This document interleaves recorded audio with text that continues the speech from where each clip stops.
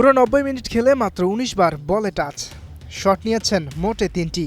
পর্তুগালের সবচেয়ে গুরুত্বপূর্ণ ম্যাচ আর বিশ্বকাপে নিজের ক্যারিয়ারের শেষ ম্যাচ, কিন্তু ক্রিস্টিয়ানো রোনালদো থেকেছেন নিষ্ক্রিয় হয়ে।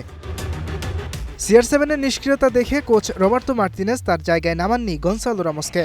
স্রেফ পর্তুগালের ইতিহাসের সবচেয়ে গৌরবময় খেলোয়াড়ের মন জুগিয়ে চলেছেন তিনি, কিন্তু একজন কোচ হিসেবে আরও কঠোর হতে হতো তাকে। যদি পর্তুগাল ফ্যানরা অভিযোগ করেন কোচের কারণেই পর্তুগাল টুর্নামেন্ট থেকে ছিটকে গেছে, তাহলেও খুব একটা ভুল হবার কথা নয়, কারণ এবারে পর্তুগাল দল বিশ্বকাপে এসেছিল অন্যতম হট ফেভারিট তকমা নিয়েই। রোনালদো ফিরে এসেছি বলেছিলেন উজবেকিস্তানের বিপক্ষে ম্যাচ শেষে, তবে সত্যি যদি তিনি ফিরে আসতেন তাহলে কি আর কান্না ভেজা চোখে বিদায় নিতে হতো তাকে? পর্তুগালের ইতিহাসের সর্বকালের সেরা তারকা রোনালদো, তা নিয়ে কোনো সন্দেহ নেই। বিশ্বব্যাপী পর্তুগালের এত ফ্যান হয়েছে কেবল এই রোনালদোর কারণেই। তাকে বলা হয় সর্বকালের সেরাদের একজন।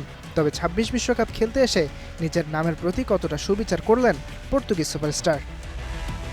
মেসির কথা শুনলেই ক্ষেপে যান রোনালদো। নিজেকে মনে করেন আর্জেন্টাইন মহাতারকার প্রতিদ্বন্দ্বী, কিন্তু ক্যারিয়ারের ষষ্ঠ বিশ্বকাপ খেলা এই দুই তারকার পার্থক্য যে স্পষ্ট। শেষ বয়সে এসেও মেসির সঙ্গে পেরে উঠছেন না কিলিয়ান এমবাপে, আর্লিং হালান্ডরা। ৭ গোল নিয়ে অবস্থান এখনও ৩ জনের সমান। লিওনেল মেসির শ্রেষ্ঠত্বটা এখানেই, যেখানে নিশ্চয়ই পিছিয়ে থাকবেন ক্রিস্টিয়ানো রোনালদো। ইয়াসির আরাফাত সবুজ, স্টার প্লে।